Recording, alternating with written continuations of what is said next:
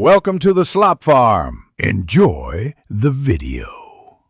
You start by confirming prerequisites, a verified email or phone and Max V2. 5+ installed.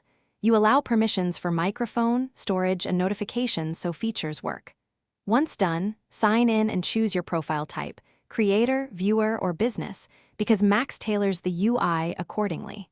Then run the initial walkthrough to import contacts and set basic preferences. This gets essential data into the app quickly and prepares the environment for the actionable steps that follow. You build the core workflow by creating a project via New, choosing a template or blank to control structure.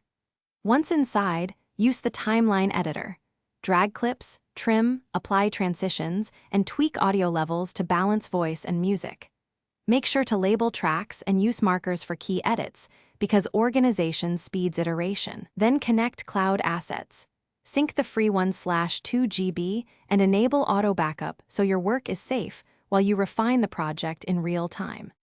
You finalize by running a full preview at the target aspect ratio, typically 16:9, then set export resolution and bitrate to match destination requirements. Export options include local file, cloud, or a shareable link. Make sure to include metadata and captions if needed.